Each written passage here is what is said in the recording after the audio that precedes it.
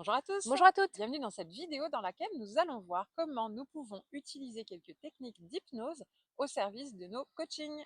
Je suis Anne-Laure Dabo, je suis coach et thérapeute de couple et co-dirigeante du centre de formation Zen Pro. Cécile Neville, je suis psychologue et coach professionnel et aujourd'hui nous allons voir une technique qui est d'ailleurs beaucoup plus spécifique d'habitude à des hypnothérapeutes. Donc c'est pas que des psychologues, pas que des coachs, c'est un métier à part pour lequel il y a des formations très précises et poussées. Donc on va mettre tout de suite une petite précaution de départ, c'est que pour utiliser ces techniques, il faut déjà quand même les maîtriser un minimum, même s'il y en a certaines qui pourront s'adapter plus facilement. Mais attention parce que il faut toujours demander l'accord de la personne pour qu'elle puisse comprendre qu'on va utiliser des techniques d'hypnose. Sinon, elle peut se sentir utilisée, manipulée, avoir des peurs. Donc ça, c'est le petite précaution. Si vous utilisez quelques techniques d'hypnose, parlez-en aux personnes et surtout formez-vous si vous voulez aller plus loin que les premiers pas d'hypnose. Alors Alors, qu'est-ce que c'est que l'hypnose déjà? On va commencer par yes, ça. L'hypnose, c'est on va mettre une personne dans un état vraiment de relaxation très profonde, ça s'appelle un état élargi de énergie de conscience ou conscience. transhypnotique selon les personnes. Et l'idée, c'est d'aller dans l'inconscient pour Mm. aller ramener des choses qui pourraient nous aider, soit à passer une phobie, une peur, un comportement qui est répétitif et qui n'est pas forcément Souvent positif inconscient. pour la personne, mais qui est vraiment d'ordre inconscient. On va aller récupérer ces informations pour les ramener au conscient et pouvoir les traiter à ce moment-là. On imagine souvent une espèce d'iceberg où c'est comme si le conscient c'était que la pointe de l'iceberg et qu'en dessous il y avait beaucoup plus et que là tout ça c'est cette partie inconsciente. L'hypnose c'est vraiment un outil qui permet, en mettant en état élargi de conscience, de relaxation profonde, etc., c'est comme si on cassait un peu cette limite pour pouvoir aller explorer ce qui est dans cet inconscient. Et donc là, il y a souvent vraiment les blocages les plus profonds, mais aussi les ressources les plus profondes. Donc c'est vraiment ça l'idée de l'hypnose, c'est de relâcher, mettre le conscient de côté avec tous ces freins et toutes ces peurs conscientes pour pouvoir aller accéder aux ressources les plus profondes et donc les plus efficaces pour se libérer de tout ce qui nous freine ou pour renforcer tout ce qui peut nous aider à avancer. Voilà le principe global de l'hypnose. Évidemment, il y a des formations de mois, de plusieurs années pour devenir un hypnothérapeute avec plein d'outils. Là, on va en voir quelques-uns comme ça qui peuvent être utilisés au service du coaching. Et donc le premier, la base, c'est déjà de savoir mettre en état élargi de conscience. Donc c'est cette Dans des induction, relaxations profondes, voilà, relaxation, c'est beau. respiration. Nous, on le fait souvent quand même. Mm, Hein. mm, mm. Enfin, Même dans des journées en collectif, oui, ça peut pour amener. On faire sent qu'il y des a une exercices sur différence. le Hein. lâcher prise C'est notamment. ça. Ça peut être très très intéressant de les mettre dans cette profondeur de relaxation. En fait, ils lâchent toute leur Mm. défense. Les personnes sont plus disponibles, sont plus à l'écoute. On peut vraiment aller plus loin après dans les échanges, dans la réflexion, dans l'introspection. Et donc, derrière, que ce soit en séance individuelle, en thérapie de couple, Oui, familiale, avec des enfants, ça marche très bien aussi, en groupe, etc. Rien que le fait d'utiliser cet état élargi de conscience, comment le faire? C'est simplement d'aider la personne à respirer profondément, se concentrer sur son corps, le scan corporel, l'attention, la pleine présence, ralentir, mettre une voix plus posée, et la personne va finir par être en état élargi de conscience. Et là, on peut commencer tout ce qu'on veut comme outil de coaching habituel. Ça, c'est la première étape. Après, on peut aller un petit peu plus loin, dans les plus classiques, la visualisation positive. ça on aime bien aussi. Et on Bah a oui, utilisé beaucoup aussi en eh oui. collectif, d'avoir cette visualisation, donc d'amener C'est la chouette. personne Mm. aussi à se projeter par exemple dans une situation qu'elle souhaite. On peut l'amener Par rapport à justement son sur son objectif, ouais, c'est ça. objectif Réaliser. spécifique. Voilà, ça y est, tout est réalisé. Imaginez où est-ce, quand est-ce, qui y Avec a autour de qui. vous, qu'est-ce qui se passe, qu'est-ce que vous ressentez, de vraiment l'amener Qu'est-ce que vous profondément pensez? Qu'est-ce que dans vous cette ressentez? vision, Comment vous sentez dans votre corps? On refait en un peu utilisant les tout le 5 schéma, sens. voilà, tous les sens, etc. Mm. La personne, elle se projette, elle y va, et donc elle sera beaucoup plus facile. Et on peut même lui demander, alors qu'est-ce que vous avez fait pour en arriver là? Quelles ont été les étapes qui vous ont permis d'y arriver, etc. Et donc là, à partir de là, elle peut vraiment avancer dans son coaching. Donc ça, c'est un deuxième outil qui est quand même assez accessible, même si vous n'êtes pas du tout hypnothérapeute. État élargi de conscience, visualisation positive, les deux premiers niveaux, assez accessibles pour tous. Maintenant, on va aller un peu plus loin. Si vous avez envie d'aller un peu plus loin et que vous maîtrisez un peu plus, on peut aller creuser et s'intéresser au traumatisme, par exemple. Donc là, Et ben là, on va aller encore un peu plus. attention. Ah oui, là, moi pour ma part, j'avoue que ce niveau-là, je Mm, le maîtrise moins mm, et je vais beaucoup moins dans cette notion de ouais, traumatisme pour aller rechercher ces traumatismes et les faire réveiller c'est ça. pour pouvoir les traiter par la suite également. On parle de régression, hein, d'ailleurs. On amène la personne Mm. à revenir dans le passé. Autant tout à l'heure, on allait vers l'avenir. Là, on l'amène à aller dans le passé. Donc là, attention, parce que la personne se replonge dans son souvenir. Alors, est-ce que c'est la réalité? Peu importe, mais en tout cas, c'est la réalité telle qu'elle l'a intégrée.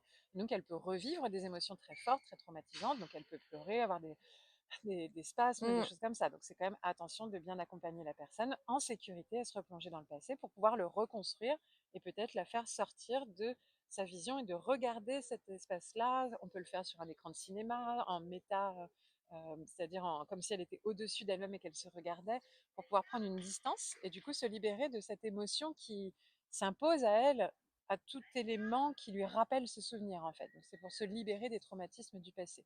Donc là évidemment, voilà, si vous maîtrisez pas très bien ça, c'est compliqué. Par contre, si vous avez déjà une petite maîtrise de l'hypnose, vous avez fait Avec la relaxation aussi, voilà, hein. voilà, vous pouvez tout à fait l'intégrer dans une séance de coaching parce que En vous sentez qu'il y a un sophrologie blocage. aussi, Ouais, peut-être que la sophrologie il y pourrait a être, quelques, un média tout à qui fait, vous permette d'y arriver plus facilement. exactement. Donc là, on est sur la gestion des traumas. On peut aussi avoir un autre niveau, c'est au niveau des douleurs On peut faire de corporelles. l'auto-hypnose Mm, presque mm, pour, gérer sa douleur c'est ça, et imaginer par exemple la douleur comme quelque chose d'effervescent et la douleur s'en va comme des petites bulles remontant. c'est ça. Donc on l'amène à visualiser quelque part et à imaginer cette douleur Mm. s'en aller pour pouvoir faire en Ça sorte de apaise. gérer Mm. sa douleur par elle-même.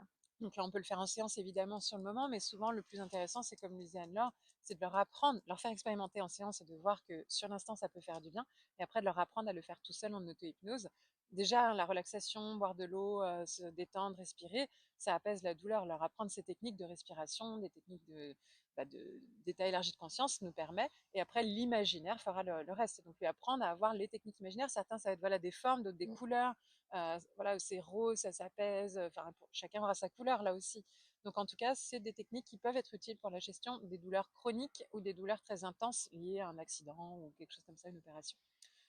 Et puis enfin, il y a un dernier niveau, alors là on est encore dans le niveau du dessus, c'est la gestion des phobies ou des peurs, des angoisses profondes en fait. Où là, encore attention plus, mais c'est assez magique quand même, enfin magique, j'aime pas trop le mot justement, mais pour la C'est personne, fort. ça peut paraître assez puissant en fait, parce qu'il peut y avoir vraiment un avant-après, une séance d'hypnose autour de ces traumatismes, enfin Des de phobies. ces phobies ouais, plus intenses.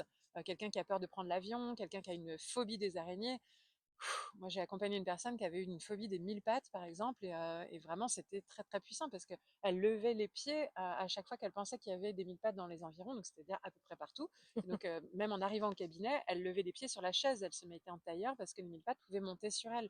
Parce qu'en plus, elle avait des croyances de son enfance qui lui faisaient croire que des mille pattes étaient attirés par elle, donc venait spécialement la voir elle. Sinon, ça n'avait pas de logique puisque ça n'allait pas vers les autres. Donc, du coup, il a fallu qu'elle se construise une réalité. Bon, là, c'était clairement beaucoup plus de la thérapie, on est bien d'accord. Mais en tout cas, voilà, ça m'a permis, moi, D'expérimenter. d'expérimenter et puis de faire beaucoup de séances avec elle et vraiment de l'aider à prendre du recul, revoir la scène dans le passé, de la revoir sous un autre angle dans Tu la avais fait peau d'abord un du travail de mille-pattes. régression Voilà, c'est d'ailleurs. ça la régression. Je l'ai fait se mettre dans la peau du mille-pattes qui lui aussi a eu peur d'elle à ce moment-là, parce qu'elle avait vécu une scène à ce moment-là. Et ensuite, du coup, elle s'est détachée et elle a eu de la compassion pour ce mille-pattes et donc elle en avait beaucoup moins peur.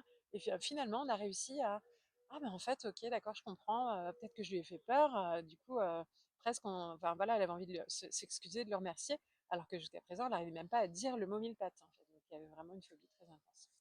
Là, au niveau conscient, on n'aurait pas pu avancer en fait. Donc là, il fallait vraiment travailler au niveau inconscient. Donc l'hypnose me paraissait une bonne solution. Voilà des outils, des exemples autour de l'hypnose et il y en a tellement que voilà, on vous invite si vous aimez tout ça, peut-être à vous former à l'hypnose hein, parce que c'est vraiment passionnant se former. On n'a pas conscience de tout ce qui est possible de faire avec l'hypnose, je crois. En attendant, vous pouvez nous suivre sur ces vidéos en vous abonnant à la chaîne, en likant, en laissant un commentaire si vous Oui, avez partagez-nous si vous avez eu vous-même des expériences expérimenté d'hypnose. ou vous êtes hypnothérapeute Bien sûr. également, n'hésitez pas. Et en attendant, vous pouvez nous retrouver également dans le groupe gratuit Facebook des coachs inspirants et épanouis. Oui, on vous dit à très bientôt dans une autre vidéo pour découvrir plein d'autres outils que vous pouvez intégrer dans vos approches de coaching et peut-être même au sein de nos formations hein, pour découvrir pour vous former vraiment plus spécialement sur certains qui vous parlent vraiment plus à vous. À très bientôt. À très bientôt. Les Zen Pro, c'est bien plus que ça. C'est aussi un centre de formation sur lequel vous allez pouvoir retrouver une formation pour devenir coach et encore d'autres des tas de formations pour découvrir des outils d'accompagnement. Des formations pour vous spécialiser en tant que coach pour enfants, pour ados ou pour parents, et puis aussi des outils comme la PNL, l'analyse transactionnelle ou la psychologie positive qui est notre spécialité. Mais déjà, nous sommes heureuses de pouvoir vous offrir un échantillon Une formation spécialement conçue pour vous, 3 outils d'intelligence émotionnelle à utiliser dans le cadre de vos accompagnements individuels ou de groupe que vous allez avoir offerts et à tester rien que pour vous. Vous allez pouvoir voir si du coup nos formations vous conviennent, si le format est adapté. Vous pouvez aussi venir renforcer votre réseau de professionnels au sein du groupe Facebook du réseau des coachs inspirants et épanouis. On vous dit à très bientôt. À bientôt!